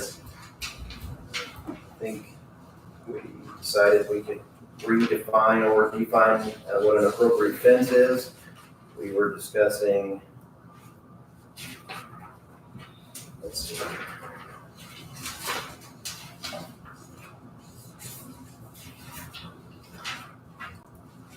I found one grammatical thing, which is not a big deal. As I went through it, I do feel that most of it is pretty well done. I agree. I did see that Indiana Code 3616, I did look that up. That's on section 9. It says that we must give at least 10 days for a person to remedy the situation. I don't know if it might be nice for us to put that in here, that state law. Give me 1 second. This is Sheila. She does have Cash Binder on the phone if you want to talk to her. That's fine. Okay, transfer it through. Sure. Okay, is everybody there? I Yes. can hear you. All right, great. Okay, so we have something here for the house. Correct? Davin. All right, Davin, I have you on the phone with the county commissioners also, and they have some questions about this. So I will just listen in and let them ask their questions. Okay, so we had a stack of documents here that was requested for us to be signed, but we've never reviewed that as a board before, so we didn't know what the nature of the Hoffenauer Northview subdivision or whatever, whatever that was. Yeah, it's just a minor subdivision that we were, basically somebody's trying to buy it. It's in 3 different parcels that they're going to combine into one as a subdivision. And we were just submitted to go to the review committee. Okay. And Chad, if you would like, I can run this back over while you have him on the phone. I can just disconnect my side, and that way you have this in front of you so you can. If it has to go in front of the committee, It's then gotta go in front of the we have SRC anyways. we have no need to know anything about it. It just came to us prematurely, I think. Okay. Okay, yeah. So the subdivision review committee will look at it and then it'll come to us after that. All right. Does that sound right, Dan? Yeah, that's what our intention was, yeah. Okay. Well, sorry for all the confusion. Here in the auditor's office, it was dropped off at the window, so I didn't really know anything about it. So, I called, I don't need to explain to Commissioner Day. Okay. No, it's no problem. We'll have Brent and Sheila and the rest of the team look at it. Okay. Thank you. Thank you. Goodbye. All right, guys, stay on. Okay. So the Indiana code that's listed under 9 states that we must give them 10 days. I would argue that we probably just add that and make it a little more, so that when we open it up, next time somebody has a problem, we know that we have to give them a minimum of 10 days to remedy the situation. And it said, another thing that the code says is that a lien can be placed on the property, or can be attached to the property not to exceed $10,000 on a single or double family house. So a duplex or a single family home can get up to a $10,000 lien and $20,000 on other type of real property. So I believe, I think we have on here that we have it subject, the penalty and the fine is subject up to a $1,000 fine. I would say probably the maximum, just to, again, know what our limits are. Mhm. Not that I think we're going to give somebody a $10,000 fine, it would have to be pretty terrible. Mr. Schneider, you see any problem with putting what the state maximum allowable amount is? We can put that in the penalty section. Anybody up here have a problem with that? Nope. And then, I think that really those were the only things that I saw that I wanted changed. Yeah, I read through it twice, honestly. The first time I went through it, I'm like, really, that was the only change I wanted, was the fence. And that just kind of came up after this last case we had. So I read through it again, thinking, there should be more in it, but it is very well written, so. I do have one question. I think this is for Greg. So what happens when there is a property that is accumulated a lot of things and they sell that property to someone else? Whose responsibility is to clean up? Well, so again, in a residential setting, it would probably be a part of the purchase agreement, things that are included, things that are excluded, and then ultimately it would be between the buyer and the seller. Like if I left my house and I filled it with trash, okay, the new landowner would have a dispute with me to get that squared away. Ultimately, it's gonna be their problem if they don't sort it out themselves, because it's where they live at. But again, they're taking it subject to it if it's an as-is purchase, the same as if I failed to do a title search and I buy it and it's got a mortgage on it, that's not my problem. If I've got a solid waste lien on it, that's not my problem. It's a lien against my property. And it was a buyer beware scenario. But again, it would be a case-by-case basis of the purchase agreement between the two parties. Short of there being unfair or deceptive practices on my part as a seller, if I'm intentionally hiding the fact that I just put waste in the backyard that's illegal. Correct. If I'm hiding or being deceptive, that would be a different thing, but for the most part, whoever the current owner is, it's their problem. So if I sell my place to you, it's not your problem. Not my problem, yes. Okay. I'm in violation. Right, because the old person has nothing to do with it anymore. Right. Quick way to get rid of an eyesore, move. I had to ask, I mean, maybe just. So on the ordinance then, we're talking about the definition of fence, and then we're talking about the 10 days, minimum 10 days for, them to Remedy the situation. to remedy the situation, as well as the $10,000 and or $20,000, $10,000 on a single or multi-family dwelling unit. And the 20 was for all other properties, or was that for, I guess you have those notes you can share with me. Sure, so the way that I wrote it down was it states a lien on a property can be attached not to exceed $10,000 on a single or double family house or home, and $20,000 to other real property. Okay. To other real properties that they stated it. All right. So I suppose that would be agricultural, commercial. Commercial, business, industrial, yeah. Or a multi-family beyond two, Yes. an apartment complex. Mhm. But we have a decent job here of saying when the payments are gonna be due, what is considered junk and trash and garbage.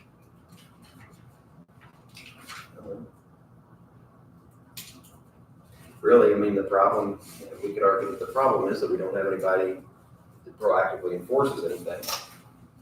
That's maybe the problem. We don't have an ordinance guy who drives around the town with a. I mean, then, I did turn in a complaint myself recently about a troubled property, so that's, I guess, being investigated. I guess we can always do that ourselves if we see a property that we see is not fit. We're citizens too, that we can make it. And I've done that as well. So most of the time, what we hope happens is we make a complaint. It goes to the place, they tell the person there's been a complaint, they fix it, and then everybody moves forward. But if not. Solutions, comma, space, motion, comma, no reference information. I have no idea what that's doing that for. So what happens to a property if it's just completely vacant? They just up and leave? Abandoned. Yes, that it's, I mean, whose responsibility Again, is it to would- clean that up? Well, it'd still be the owner of it, even though they've abandoned it and set sail, okay? It's the owner of the property, they're the ones who are in violation of it. If we end up stepping in to clean it up, okay, and we remedy the situation, then we would attach that lien to their tax rolls to hopefully get collected someday on a tax sale or, from a escrow, or, you know, then paying their taxes. But if they've abandoned it, it's unlikely they'd be paying the taxes, so we're looking more at tax sale scenarios. The last owner of record as held by the auditor's office is who would be responsible. That's correct. Where that becomes a problem is if you have a parcel that is of little value, and then you put a $10,000 lien on it, then it ends up going to tax sale, nobody buys, then it could go to commissioner's sale where we could remove those fees and sell it to another person. Just go round and round. There is a process. Do you have one in mind in particular? And you don't share where it is, but. Yes, I do, actually. We kind of dealt with that in a similar vein with earlier this year, there was a lawsuit for foreclosing on a piece of property that was in the city limits. So again, that type of a process. So they wasn't necessarily paying and the owner died. Correct. And And it never transferred down. You know, it just, so the chain of title remained dormant, where the people who would be responsible were no longer with us. And again, there could have been a beneficiary or something like that, but they were also not on it was abandoned property. And it had a health issue. Correct, and no one was residing there, and we couldn't really do anything with it until it got cleaned up. Process. It is. That one was a long process. And again, it typically would be a long process. That ever cleaned up? Was it sold? Not yet.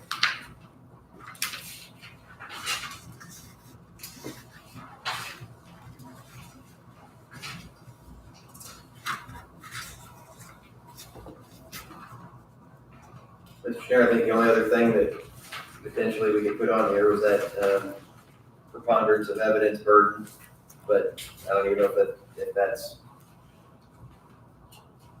I guess it doesn't hurt to have it on there. It doesn't hurt to have it. It's something that we bring up at a hearing anyways. And so that's the same part of the code that talks about the 10 days to remedy, the 10,000, 20,000, which is a little further down. Yeah, that code section, please. 36-1-6 is the, I think, the main part of it, and then the preponderance part is -9. Yeah. So is that something that you would work on the next month or so? And I can, and then, unless there's other discussion to be had.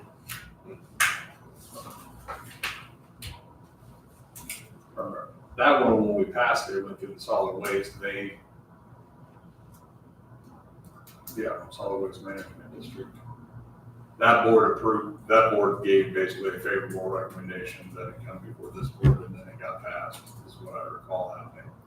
I think we put it in front of highway, health, solid waste, just to make sure that nobody was, because they each have a role to play, depending on the violation.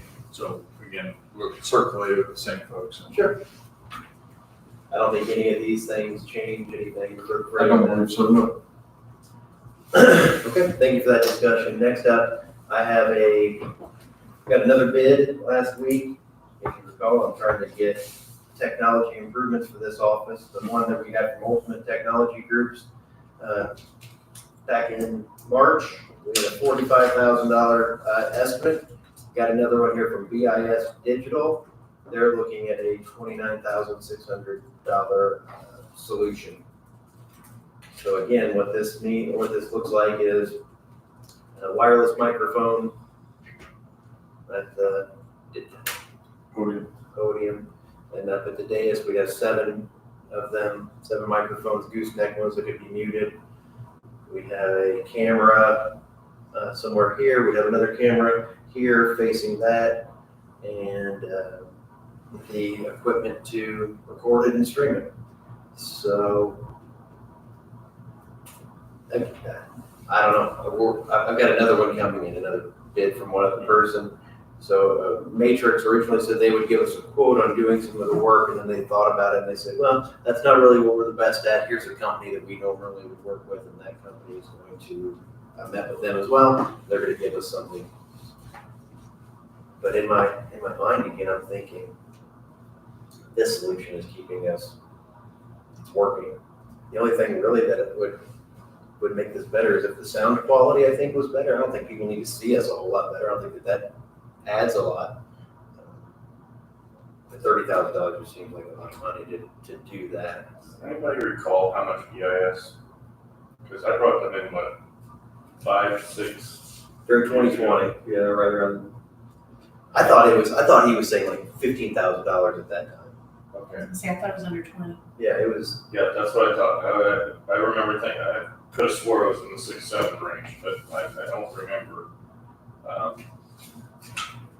And the other thing that surprised me was the first quote Ultimate Technologies gave was for $21,000. And this was going to allow us to do, this had like a $9,000 TV was part of this thing. For us to do For free.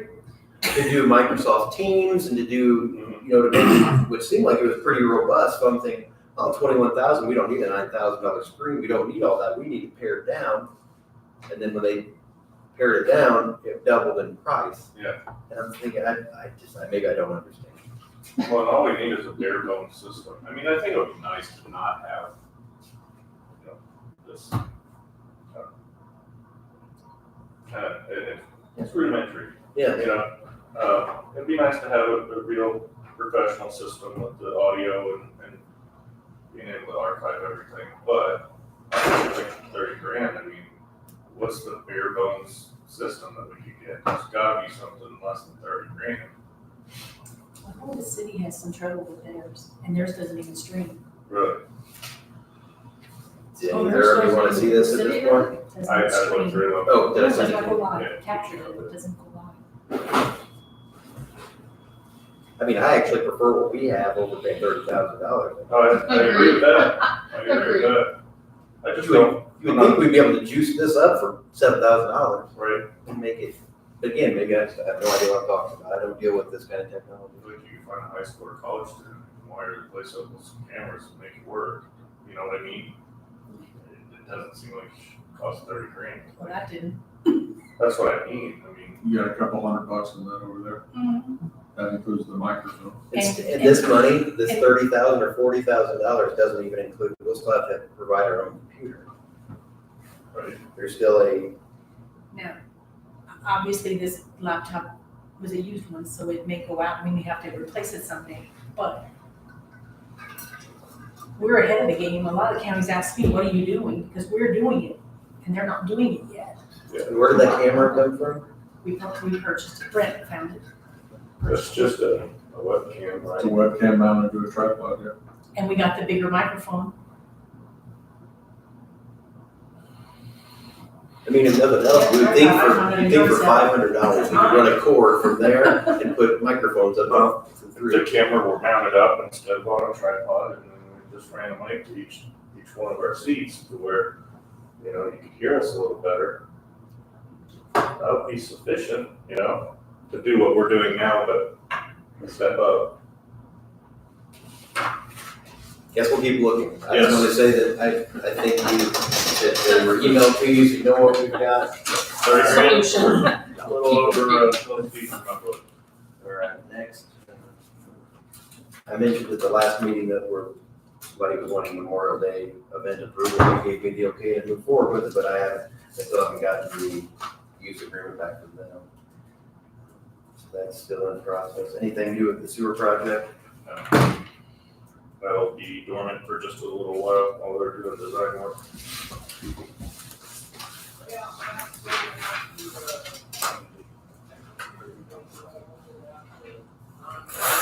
Mr. Schneider, do you have anything? Oh, I didn't, that's still on my desk. I brought one.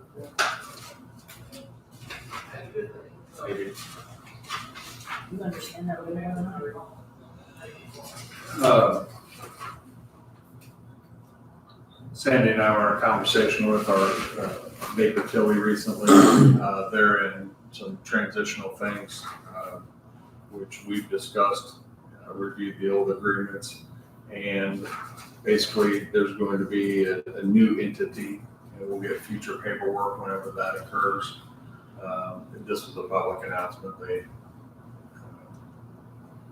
got some private equity funding coming in, so they're more or less restructuring things. But that would involve the county recognizing that that's in the process and that we're going to assign, that we agree that we accept and would assign that interest to whoever this new entity is going to be. Then we'll have a new contract when that happens. Got to flush all that out. So. But any terms that we agreed to previously would just roll over? That's correct. They're still in effect, but it does require, and looking back at that last engagement letter we had done, it was just signed off on by the commissioner president at that time. So again, we've discussed this. I think we've have a good understanding now, as good as you can, on corporate restructuring, of what's going on. I haven't signed anything. My recommendation would be, because Mr. Blessinger signed the original engagement letter, that he would sign this one. And then I've also disclosed that it cannot be a personal confidential matter. We're public entity there, or Do I have any problem with this? Nope.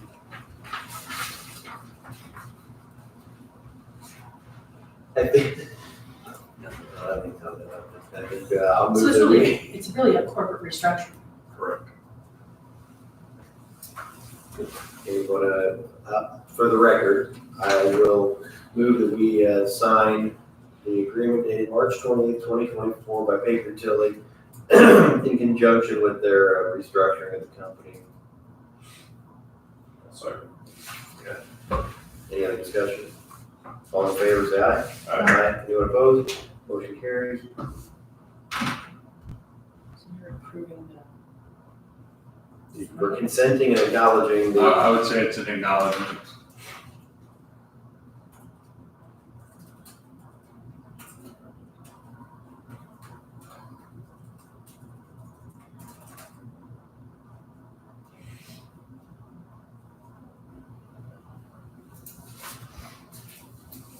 That was all that I have. Thank you. Anything from the auditor's office? Nope. So, The only other thing I have that I'd like us to discuss, I don't know that I brought it up for a little while. Maybe we'll put it on the next agenda for 10 minutes. The House and Roll Act, number 1158, gives the commissioners certain, I guess we can make certain decisions about our contracts, contracts that must be, it just gives us some decisions that we can make, of how we relate to. So we can make it, I guess, a couple different things. One, every contract must come through the commissioners for final approval, or we can say that some contracts are okay if they meet minimum standards. And I guess I would just like each of us to review this, and come back maybe next meeting, and we can, I don't know if this would be something we would put in our handbook.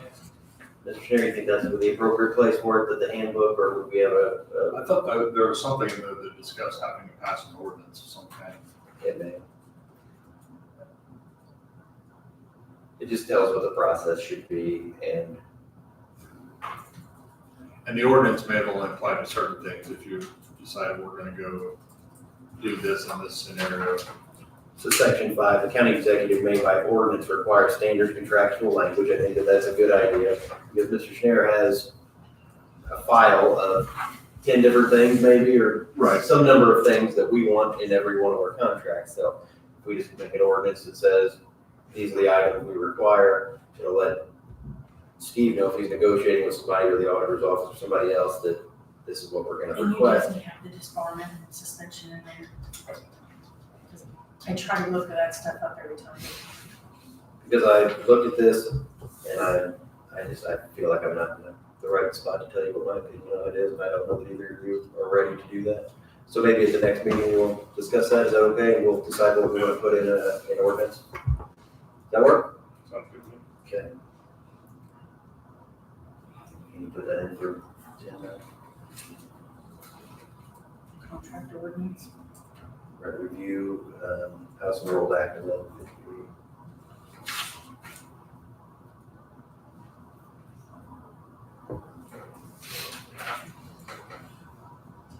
Commissioner Stefano, any news or anything? No, sir, not at this point. Mr. Hussey? Nothing. The state board of accounts is in the office auditing us. So Oh, I guess I could add that, but we did meet with the auditor for solid waste management district. Just a little introductory meeting, talk about what kind of things they would need, how long the time frame would be, and so on and so forth. entrance. Yeah, we have ours here. I expect them to be here till probably mid to the end of May.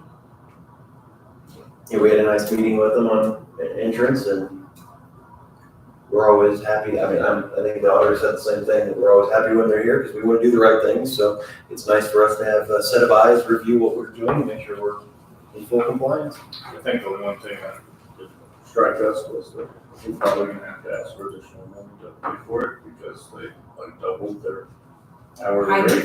discussed that with them. But beyond You would think that, they know how budgets go. yeah, And then, I mean, we're just seeing, we pay everybody's in the county's bill and then we take it back at some point in time. And we're seeing everybody's bills. I mean, they're out there.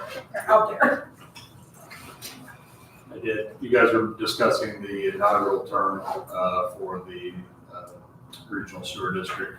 Council appointments in January 31st, 2025, commissioners in January 31st, 2027. Okay, that's in there. And Sandy, I did email that language to you. Just, you're welcome to call somebody, it's fine, but. No, she had that on here, 2020, it says 2/1/2027 through 1/31/31. Appointments, that would be, yeah. The next one? Product list. So these go Maybe until once 27. everything's so January, till 1/31/27. Could be more. So yeah, she's right, she's got it. Now. Yeah. To the extent that there's. Overall, the team look like It's it's. just 1/31/27.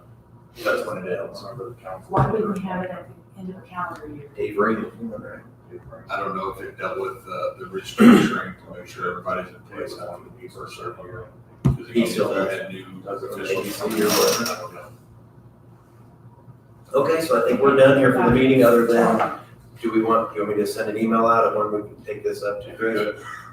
ideally, if you can squeeze it sometime after 4 o'clock, that's ideal for me. Even after the funeral today, maybe at lunch or something, but. Cause they're at the funeral now. No, they'll have something afterwards that will take. Yeah, I work from home today and I'm going to double time it to get all this stuff done, so. Well, I'll reach out to the sheriff and he can set up a time for us, and I'll try to say, can we do it at 4 o'clock today? Sure. Or, yeah, 4:15, so. Good. Okay, thank you. Sounds good. We'll close the meeting. But is it circle? Unless you want. Do you need that back, John? Greg, do you want this? No, I have 2 copies if you want to. You want that Vince ordinance? Here's my highlight. Probably way more information than we need there, but Appreciate that. I Yes. just looked it up. Because Trying to My find- computer just